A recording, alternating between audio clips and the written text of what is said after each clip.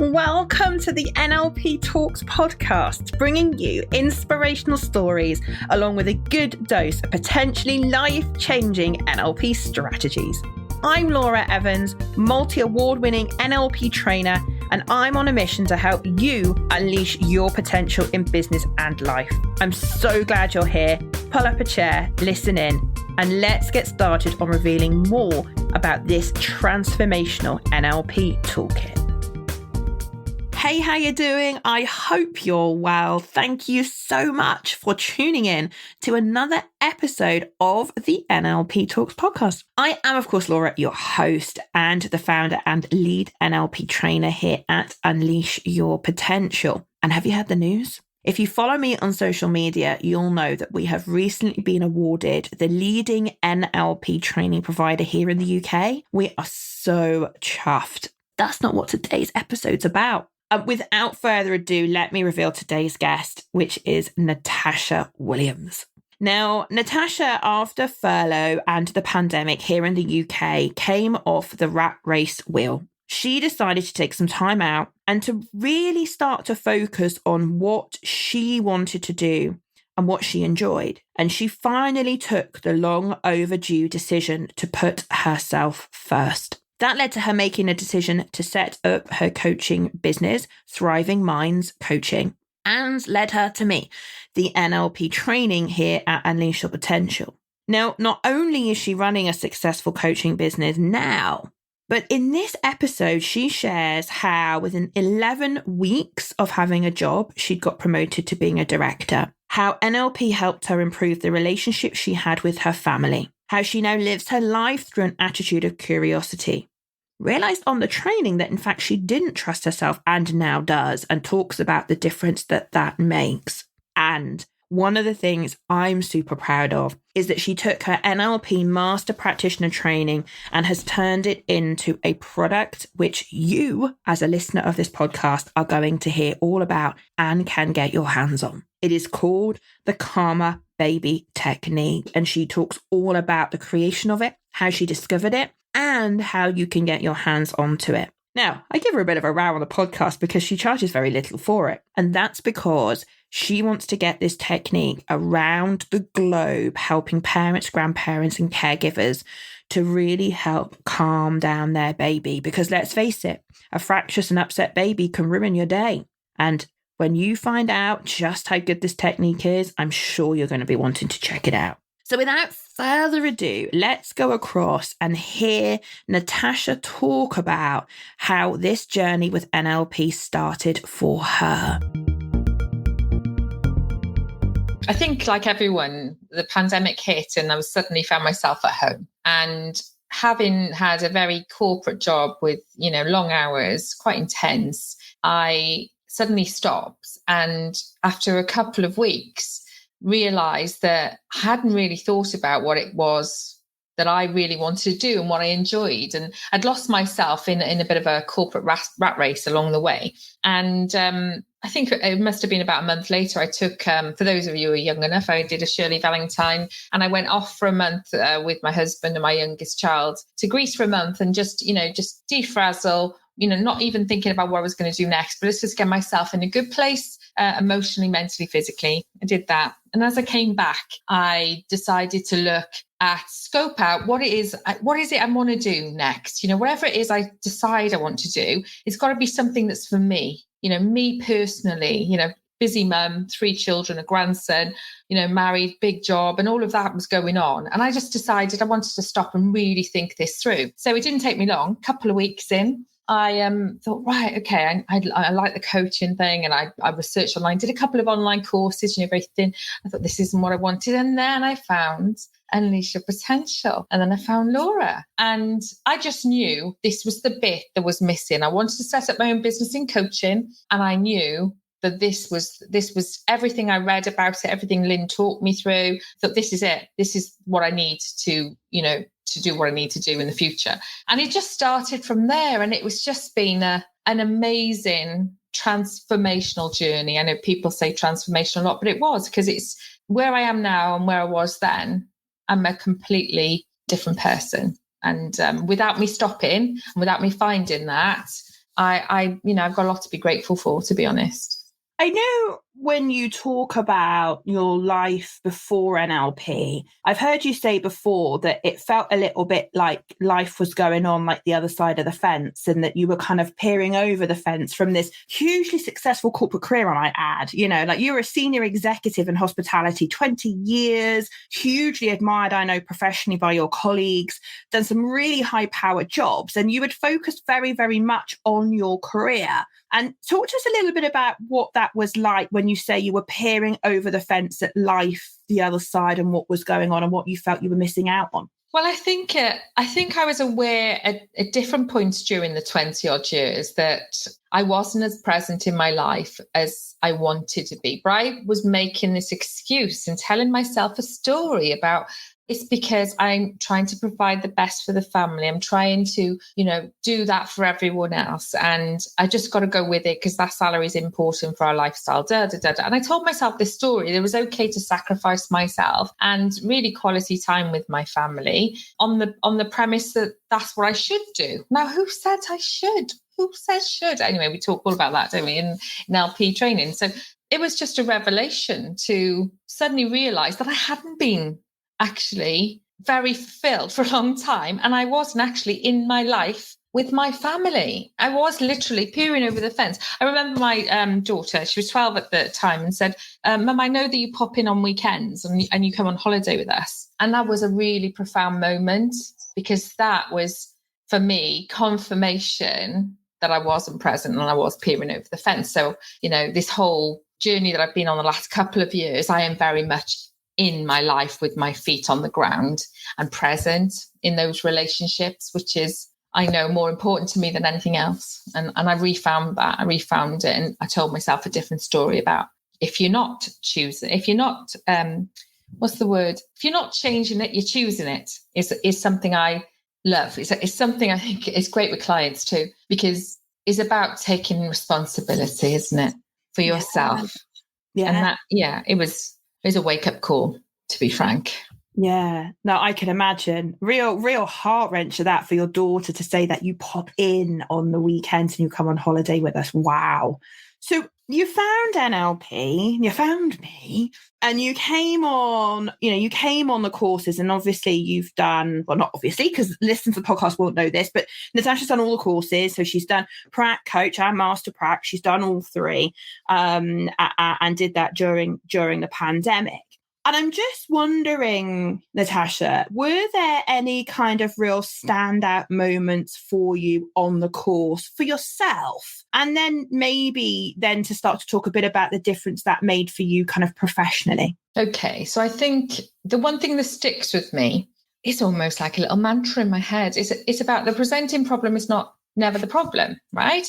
And I went to the first prac course knowing that the content looked fabulous. It's actually absolutely what I wanted to do and what I felt I needed. But I underplayed what it actually did do for me. And I didn't realize, being a very professional woman, very confident, and anyone you'd ever spoken to about me in the corporate world would say, she's high impact and she comes with force and she's all of this. And actually, underneath all of that, what was surprising is I had quite a few beliefs about myself that were almost a shock to me. So things like I didn't believe in myself. I didn't trust myself. Now, if you'd said to me at the beginning, do you trust yourself, Tash? Do you believe in yourself? And things like that, I'd say absolutely, absolutely. It was a journey of discovery to understand there were things holding me back in the way I was thinking about certain things in my life, and from a professional point of view, this journey is not just around changing yourself. It impacts everything you do from there on in. So I found myself, when I then went back into the workplace, which I have done, running the business, but I've had certain employments as well, is the way I communicate now with people, the way that I'm able to adjust my style of communication, and something else that always crops in mind is my responsibility to communicate really well with them. and understand them. And it's just made these relationships bond very quickly, very strong relations very quickly, much more so than before. It took time to build. I can build relationships. I have built relationships since doing the courses very, very quickly, like, almost overnight. Laura, it's been that impactful on me. And also I love the phrase, how would it be? So when I'd be sat around the board and talking about, oh, it's so difficult to recruit, it's so difficult to retain. And then I was like, oh, how would it be if we imagined a time when at every position, at every level in our organisation was filled and we had a backlog of the best people in the industry waiting to join us? How would it be if we thought like that instead?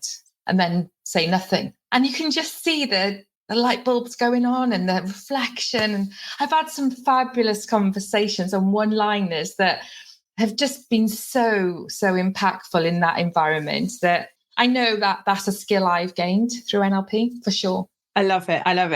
Like, you can't beat a bit of future pacing, can you? Like, future pacing, getting people to imagine how would it be if, and then get them bought into the future and then work out how you're going to do it. It's like sidestepping all the problems, isn't it? When people are going, we can't because of this, we can't because of this.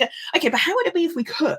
And find a way. There's a few things there you've just covered that I just want to go back, if it's okay with you, and just tease out a little bit more, because there's some real gold in there that I want the listeners of the podcast to really hear in terms of what you've said. And I want to go back and just talk about trust, because I think trust is such a big thing for so many people, because trust materializes in so many different ways. And one of the, I call, and you'll have heard me say this in the training, one of the, what I call big chunked up limiting beliefs that are actually more common than we might think, is this idea that people don't genuinely trust themselves, or they can't trust themselves. It either appears as I don't trust myself or I can't trust myself. And it's one of those quite deep limiting beliefs that we have about ourselves that then manifest in so many areas of our lives. It can manifest in terms of how we do or don't make decisions because we don't trust ourselves, or our ability to step out of our comfort zone because,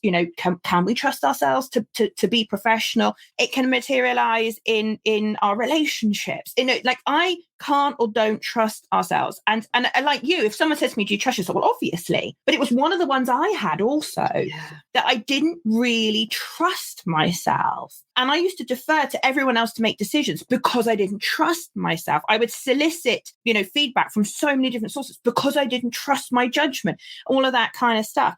And I'm just wondering, like, could you expand just a little bit more about, like, when you discovered on the course that you didn't trust yourself, like, how did that appear for you? And what areas of your life did it impact for you? And how is that different now? I think, as I said, it was a bit of a shock, really. And it's funny when you get to some of those root causes, how you have that physical reaction. I remember having goosebumps up my arms, thinking, "Oh my God, this is a thing. This is it," And I think I was fairly much the opposite, which sounds really contradictory, but I didn't trust myself, manifested in a way that I would just charge ahead and make decisions regardless. And so I was a bit reckless, shall we say, in the way I approach things. And it's because I just don't want anyone looking or touching, I just want to go. And that's how it manifested. So sometimes I wouldn't take people with me, and I'm not even sure why. And I think it's because I thought they would, question or judge my ability. And I didn't trust myself in that way. So that's how it manifested in a work situation. With the personal side of things, I would say that it manifested in a similar way, that I would be a bit of a, bull in a china shop, and be like, just trying to fix and solve. And so, and not really understanding and sitting back and trusting myself to let other people take responsibility for their own actions. And I was trying to fix everyone around me. And that's not my job. I now know this, this isn't my job. I can support, but actually it's about ownership and being at cause and all of those types of things. So it was interesting, when I reflected how it came out in those areas. I'm sure there's lots of other ways it came out, but for me, they're the most poignant. Yeah. So it's that overcompensation. It's that actually, because there's this deep fear or a decision that you've made that you don't trust yourself, it means you pushed harder. And because then if you just pushed harder, and again, I think you've got to put this in some context. You're a professional, with 20 years experience. Like, I bet you probably were also running a program in your head that goes, look, this is where we're going. This is what we're going to do. And if it doesn't work, I know how to save it. So it's fine. Let's just go. Everybody go. Let's go. Go, go, go, go, go, go, go. That's it. That's how I used to feel. That's exactly it. Honestly, I just overcompensated, and it would probably be perceived as, overconfident and over trusting in myself. But actually behind it was quite the opposite. And that was the bit for me. There was wow, it is a thing. Yeah. Let's get rid of this then, shall we? So off we did. Off we went and got rid of it. And I'm curious about I'm curious to talk about curiosity. My lovely, I love those words. And anybody that's done training with me will know about just how good curiosity is. But Natasha, for you, talk to us a bit about curiosity and the idea of curiosity in your life, personally and professionally, and the role that has taken for you. Well, when I stopped and got off the rat race and started doing the development, I call it self-development and investment with NLP, very quickly into the practitioner course, it was like I was awake and I was re-looking at everything in every context. It was quite wearing at times, if I'm honest, but from a professional point of view, and certainly when I went back into the workplace, it was almost, I became a change agent by not going ahead like I would traditionally. This is a good idea, let's just run with it. But really asking the why is this happening? How would it be if we did it differently? How can we improve this? And actually bringing people along and involving lots of people rather than just, one or two wingmen and going for it. And everything I've done since setting up my own business, I've been involved recently in setting up another business that has come to fruition in 5 weeks, I might add, fully content, all the content's done. CPD's just accrediting the course now, so that's nearly coming to a conclusion. And that's, been a fantastic, I would never have had the bravery to go on my own business with my own name on it. I certainly wouldn't have started looking at getting involved in other startups. And whereas I had a mantra before, I always had this what else, what more, what next mantra in business before I did NLP. But I mean it now. I actually live it. And that's the difference. It's not just a good idea and what I think I am. That's exactly how I look at any opportunity, or I see a potential in something and I take action. And that's in everything I do. Personally, I completely will remove anything that doesn't serve me. I'm very conscious of how I feel, how I'm thinking. My mental fitness is really important to me now. So it's impacted me, in every single way. For me, curiosity, I know they talk a lot, on masters about curiosity. Well, I am Mrs. Curiosity right now, and I can't see that going. I feel so alive with it. I just, nothing is out of bounds of curiosity. So it's my new mantra, be curious, understand why, taking that to the last job I did, and massive impact, and, why not? It makes things really interesting. Yeah, no, it does. And I think, as you say, you can apply curiosity to anything. I think all of us could do with being more curious, more fascinated, interested, and all of those things. And it's one of the things, I don't know about you, we'll come on to talk about your coaching business, but it's one of the things that I always apply in coaching is get curious about my clients' problems, get curious about what they've tried before and how and what hasn't worked, and curious about what else could be.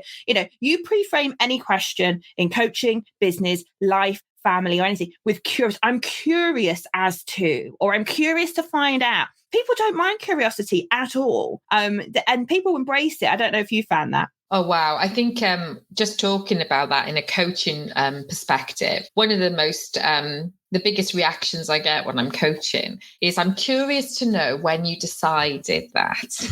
And the blankness. Because I've been through this journey of understanding everything that's happened in my life up until now. And it's things I'm choosing, I'm deciding. I can't pretend somebody else. And when they say, well, I'm not, it's so-and-so.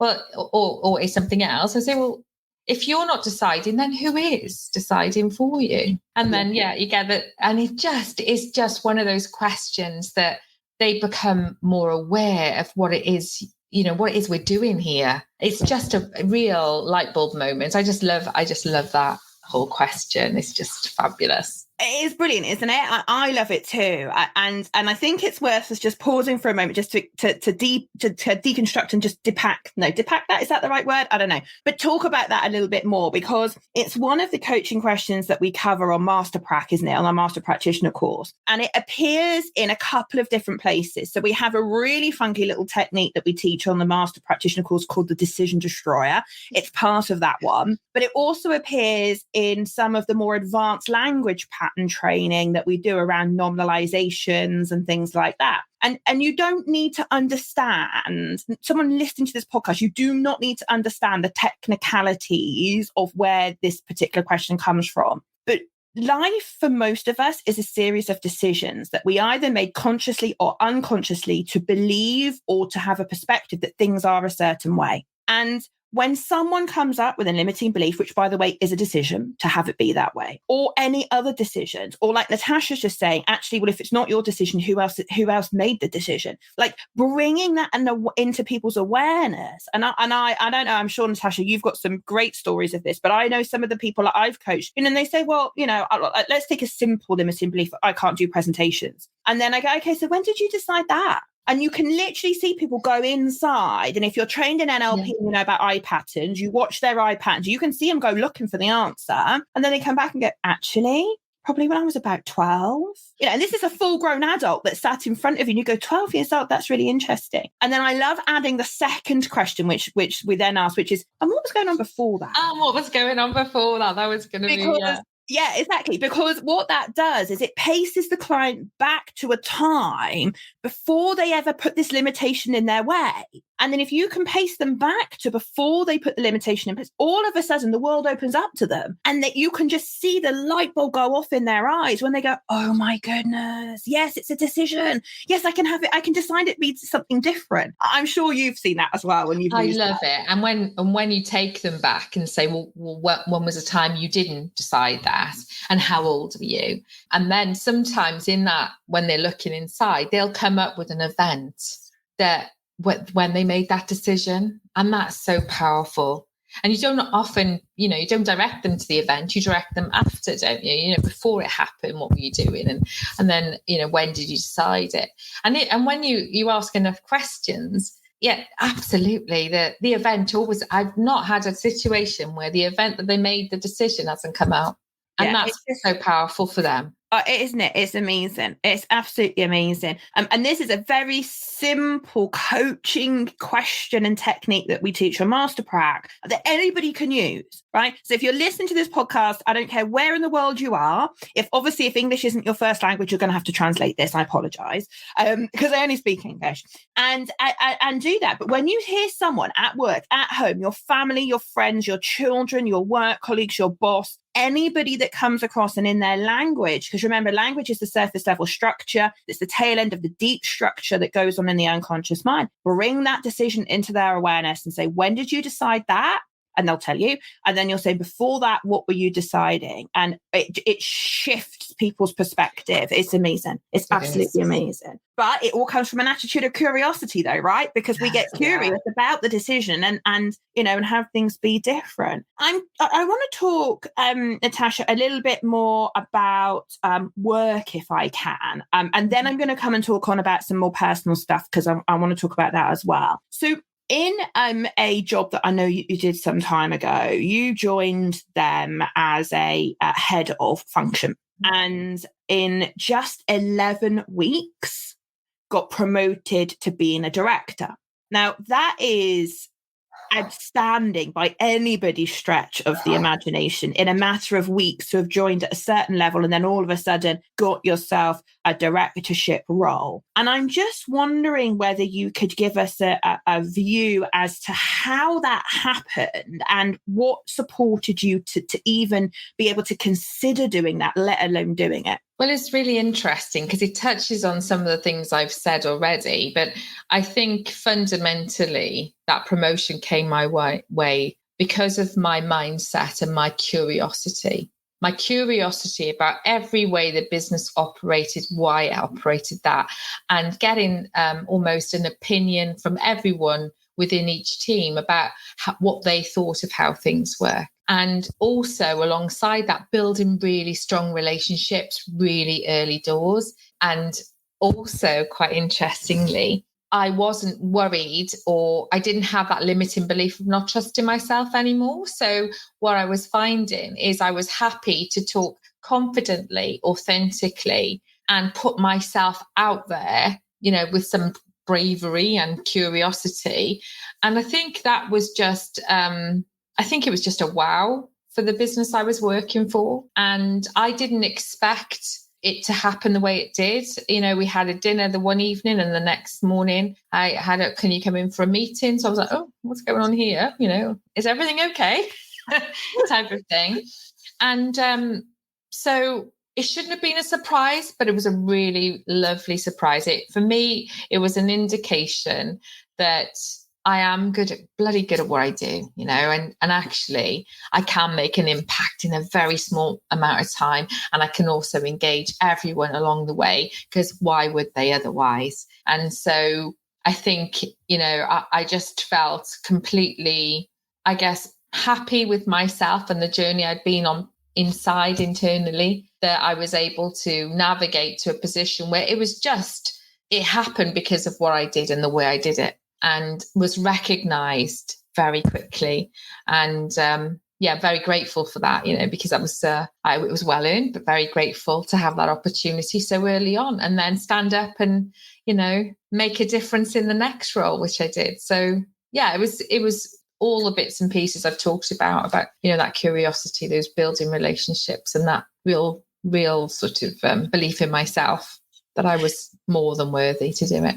And so all those things you've just talked about your relationship, your rapport, your belief in yourself, the impact you were having, the influence in the organization, I'm right in assuming that you attribute quite a lot of that to your NLP training. Absolutely. I think whilst I was tenacious and impactful in my career beforehand, I don't think my communication style was anywhere near where it needed to be. And just by taking stock of myself, and I love feedback. I love, give it to me 2 barrels, it's fine. I gave myself some really good feedback when I was going through NLP about some of the simple changes I could make. And, and let's have a look at how that affects my work and my personal life. And first off, it affected my personal life, because I brought that home straight away every night from NLP training. And then it affected my business life when I went back to work. And it was just, it was just a very proud moment, if I'm honest, that came so quickly. And I know for sure that without NLP, that wouldn't have been the case at all. It's one of those real pinch me moments, isn't it?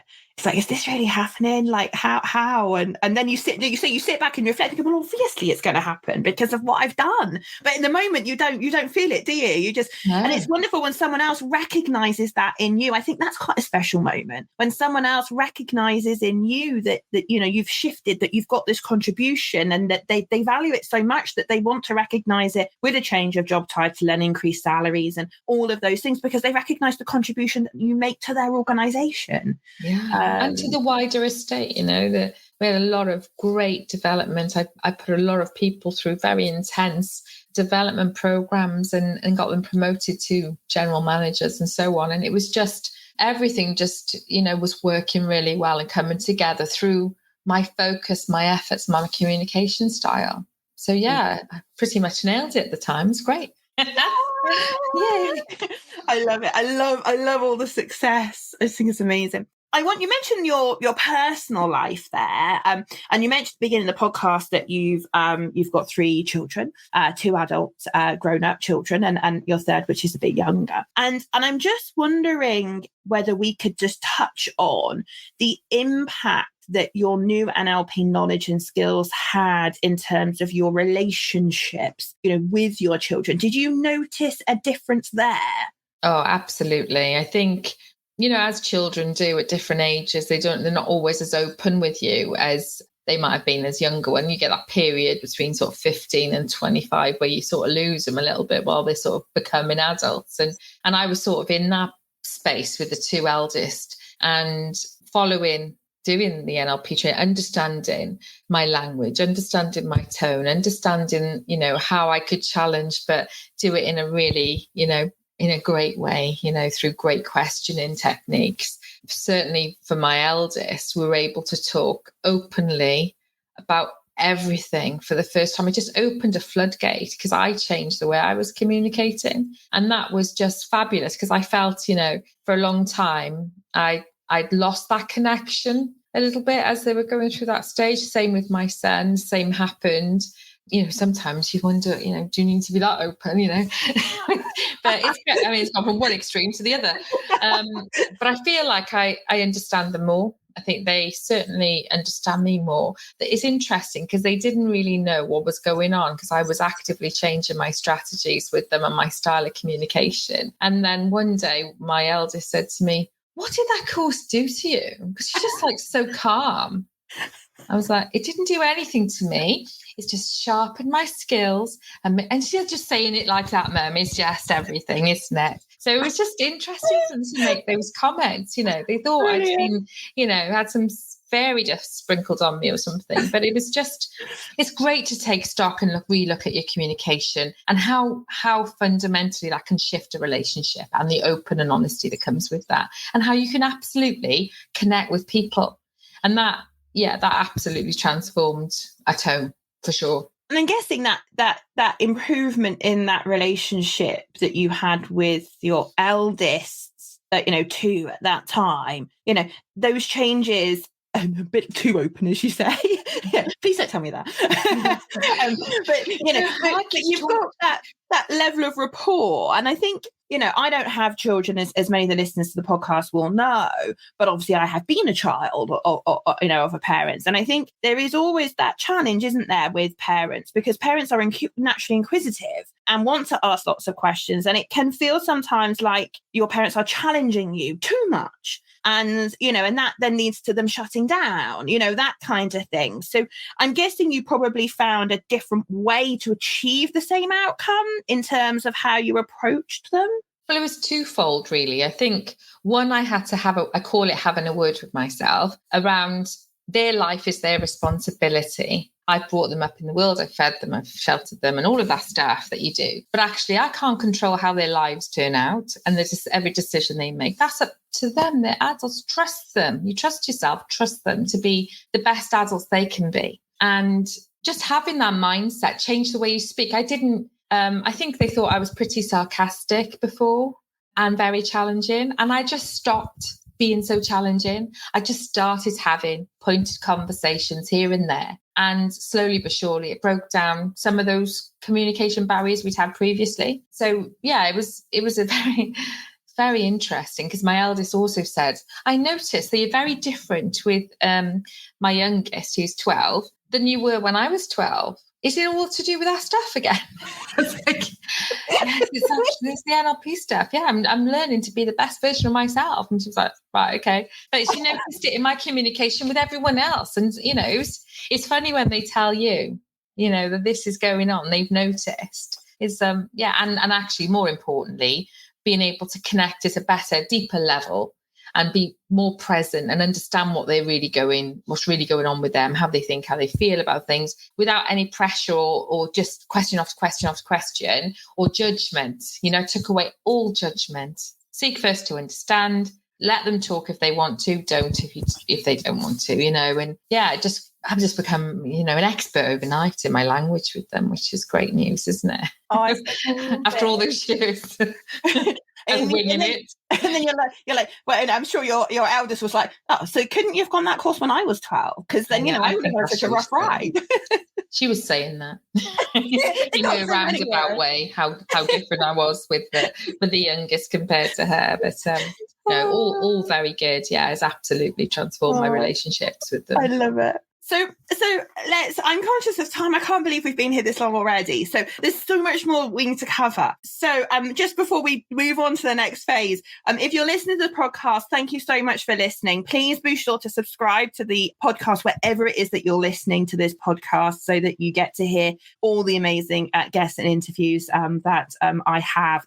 But thank you very much for being here if you're a listener. Now, Natasha, I want to move on because there are two more big things I want to talk about and I want to make sure we get them in. Now, the first is your coaching business. And obviously, having done the NLP practitioner course, the certified coach course, and certified master practitioner and master coach, you've got a whole array of coaching techniques now in your toolkit. So could you just give everybody a little bit of an idea, like how was your coaching business born?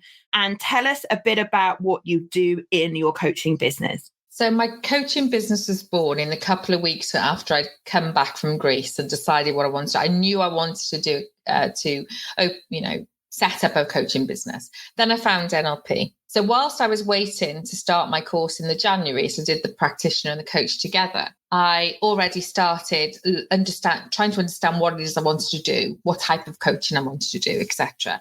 And I already then set up a domain and started writing a website. And by the time I finished the prac course, the website was done. This is this curiosity thing. There's just no holding me back. Within 7 days, I decided what I was going to coach, how I was going to coach it, what I was going to name it, how long the session would last, and what the price would be.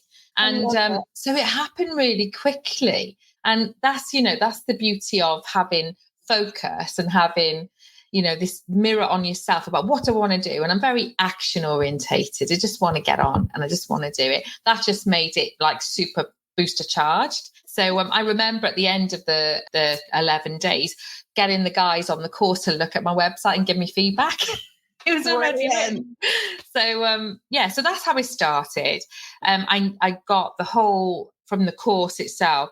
That's how I knew what I wanted to do. I do lots of different things. And I know, we often talk about specializing as such, but I just want to help people. So I do a confidence and clarity session. I do a personal breakthrough, which is a 3-hour course. That's the most popular. And you really get into stuff there, it's really powerful. But I also do dissertation coaching and phobia therapy and hypnotherapy. And so my website has got about six different courses catering to different problems and how I can help. So really excited. It's really exciting when I did it. And obviously I've evolved it as we've gone along, you live and learn, you tweak and you so on. And I've also, just recently introduced a product, as I'm sure we'll talk about in a bit, to that toolkit of mine. So yeah, that's how it was born. And it's just been growing from strength to strength. And I've worked with some amazing people and, from children to professionals to businesses. And I just love it. I absolutely adore the curiosity keeps me alive when I'm coaching people and businesses. And it's definitely what I love to do. I remember you going off at the end of your 11-day course, and I remember the clarity that you had. Like, we talk, so a lot of our students, like Natasha, do the 7-day NLP practitioner course and the 4-day certified coach course together as an 11-day program. And about 80 to 85% of our students do that as an 11-day program. And on the certified coach course, we talk about money and how much people should charge and how to put packages together and, and all that more, what I call nuts and boltsy side of coaching businesses. And I remember you were sitting there, well, absolutely, I'm worth it. Absolutely, I'm going to do it. Like, there ain't nothing stopping me. I'm out there. I'm doing it. Here, look at my website. Look, give me some feedback on this because I'm like doing this.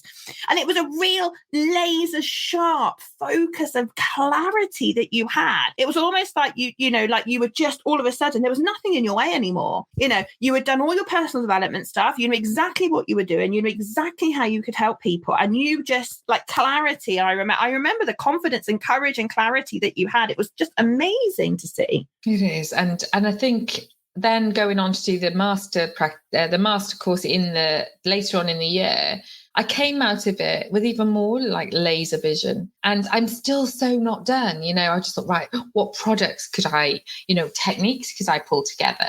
I think, this is a bit off cuff, but I'm still very passionate about, we talk about physical, what is it? We talk about physical. The mind-body connection. No, physical fitness. Sorry, Laura, I lost the word. We talk about physical fitness in life all the time. We don't talk about mental fitness as much. We talk about mindfulness, and people think sometimes that's just breathing well, but actually mental fitness is about, those things, having faith in yourself, being selfish at times, taking away the things that don't serve you.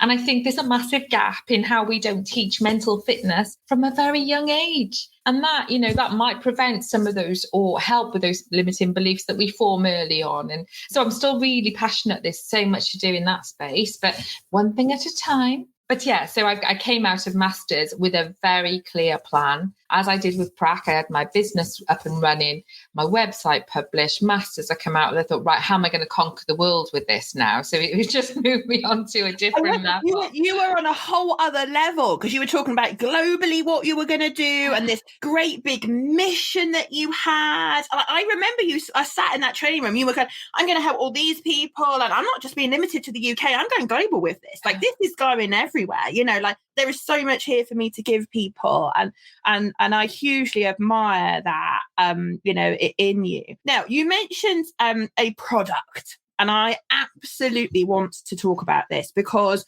you are one of the, I think, in fact, you are the first of our master practitioners to take what you have learned and turn it into a product which you can sell. And I say this to everybody. So there are certain topics within our master practitioner course that when I teach it, I say to them, you now know the secret sauce that is behind most other people helping techniques that are out there, because it's what's called the pattern upon which all patterns are built, and a few other things that are hidden gems in our master practitioner program. And I say to everybody, you now have the tools to go out there and create your own techniques to solve problems for people. And please, please, please, will you do it? And Natasha, I think you are the first to do that. Wow. So tell us, what product have you created and where has it come from? Okay, so this was another master practitioner coming out with clarity moments. So the technique I've created is called the Karma Baby technique. And it's a technique where you use your the tone of your voice, the depth of your voice, and the pace of your voice to match and mirror the physiology of a child that's maybe unsettled or having a tantrum, and being able to get into rapport and then use your voice and tell a story in that voice will calm the baby in as little as 5 minutes. And the reason I know this is, whilst I was going through my master's program and learning all the bits and pieces, and everything was just, so intense. I have a grandson, and he would often get fractious. His mother would sometimes get a bit frustrated. And I remember, when mine were very young, winging it, just trying the methods you use, and sometimes it worked, sometimes it didn't. And I started making an effort to consciously do the rapport. So really breathing deeply with him when he was quite upset, and getting into rapport very quickly with him. And then I made up this story called The Three Piglets and the Magical Pond. I don't even know. My unconscious mind gave this to me as a gift. And I started telling him the Three Piglets story in the voice that's so slow and deep, well-paced and calm. And honestly, he would sleep within minutes, from being fractious and screaming to dead asleep with his mouth open.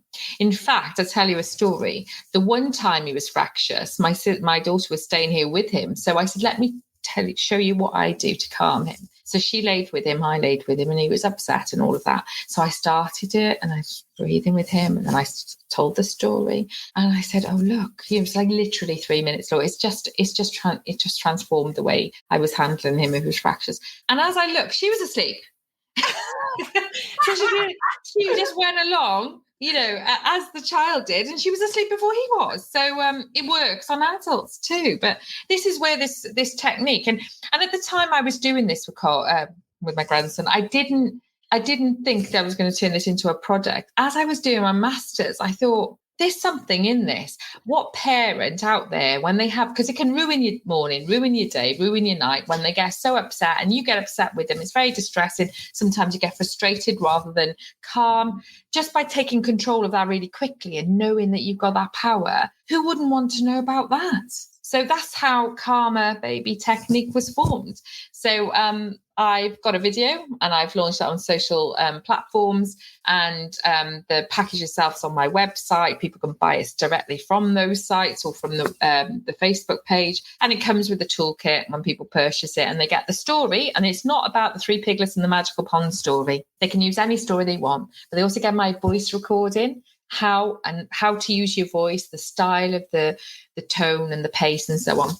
And then they get the package, the actual explanation of what it is and why it works. So they get that as a bit of a sort of workbook, and it's been received really well. And I was so pleased when you saw it, and it came from that. And I'm really proud of myself to have used that and created that, and it helps loads of people. And this is where it can go global. This is the thing. This can go global because my website is global. And so I'm looking at marketing strategies to stretch outside of the UK. So, I said I was going to go global. It could well be this Calmer Baby technique that goes global with it. I think it absolutely could. I mean, like you say, I saw that because obviously we'd had a chat. I knew you were working on something, but and we'd had a chat about what happened with your grandson, and you kind of said, oh, I think maybe I'll do something with it. And I never forget that day. I was just innocently scrolling through Instagram, I think it was, and I saw you with this Calmer Baby technique, which you'd launched, and I was like, Natasha, what's that? And then I looked at the post, I was like, oh my goodness, she's actually done it. She's actually brought this to the world as a product, because I'll never forget your face when you came in on the master practice. You're like, Laura, I've stopped the baby crying and calmed the baby down in minutes using some of this stuff. And I was like, seriously, have you? Because of course, people that know me well know I don't work with children. I generally work with adults. And I was like, really? Have you done that? You were like, yes. She said, and you said, nothing, not just done it once.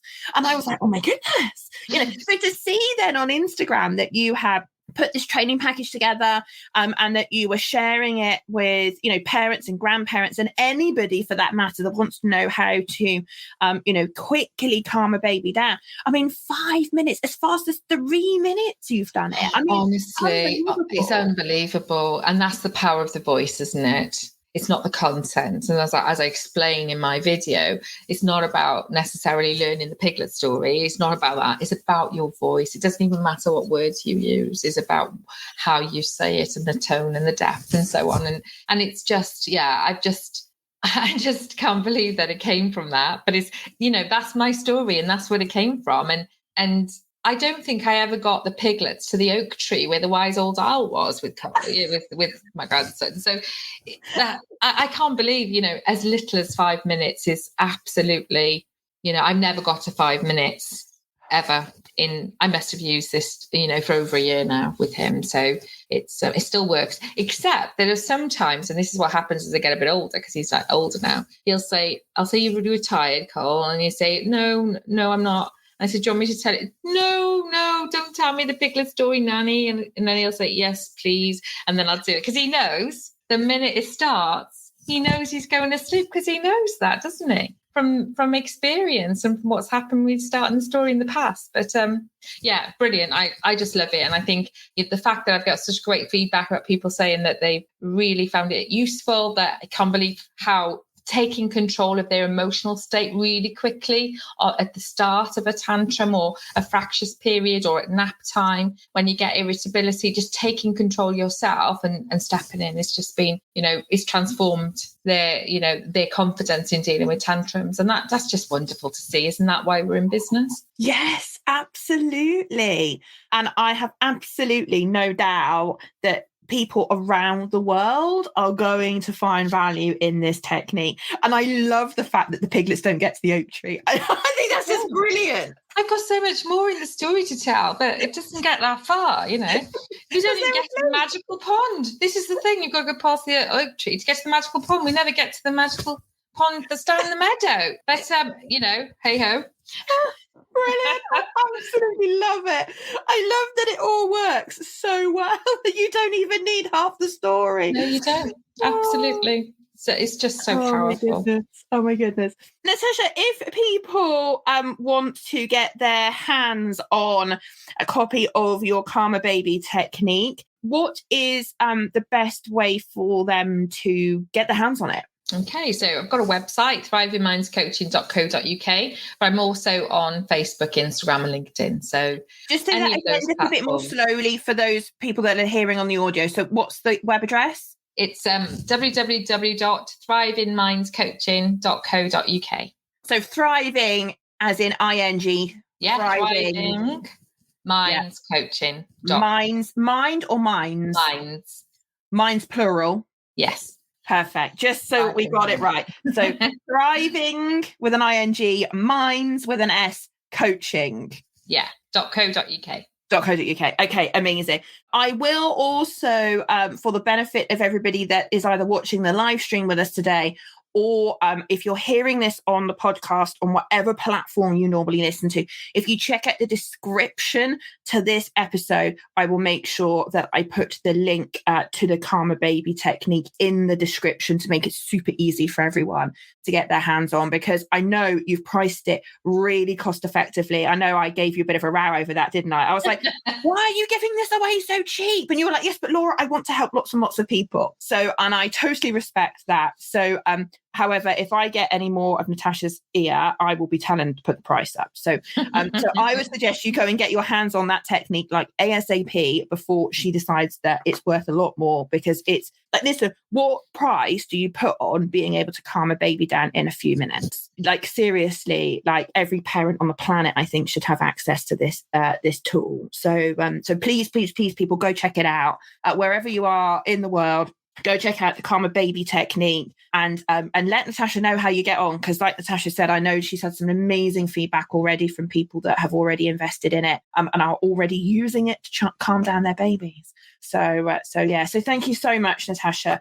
Twofold. A, for sharing it obviously today on the podcast, but B, thank you for going and doing something with that masterclass stuff, and turning it into a product, because it's one of the biggest challenges I think we have with an NLP technique, particularly when you become master practitioners, is because the toolkit is so huge. Like, you can help pretty much most people with most problems with that toolkit. And the question is, when you go off a course like that, you can't actually possibly help all of those people. So like, take an element of it and turn it into something really tangible that really solves a real life problem that someone has. And that is exactly what you have done. And I couldn't be prouder. And to think that I had a little role to play in sharing some of that wisdom with you, so that you could in turn apply your knowledge to that wisdom and turn it into something to help the masses. I just think it's a hugely proud moment. And amazing. I'm so chuffed.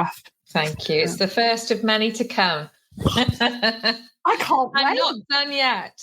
I can't wait. She is going for global domination. I love it. I absolutely love it. So, Natasha, I know we're fast running out of time and we didn't even get to talk about some of the amazing testimonials from your coaching business. But as you've already said, you coach all sorts of people with all sorts of things. If people are interested in working with you one-to-one, do they still go to your website to get hold of you if they want to do one-to-one coaching with you?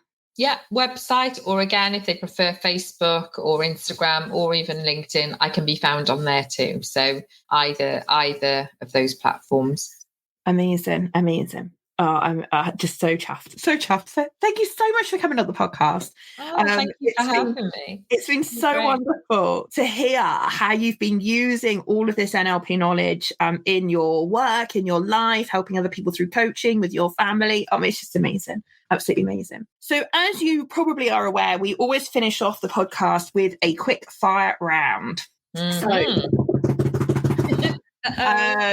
So there we go. Oh, there we are. Someone on Facebook. I'm sorry, I can't see who you are, but someone on Facebook that's joined us live has said, really enjoy your podcast this evening. Congratulations on all your achievements, Natasha. Oh, that's amazing. That's amazing. I just love talking about it. We could be here for 5 hours, couldn't we? Jodie, you're going to love that technique.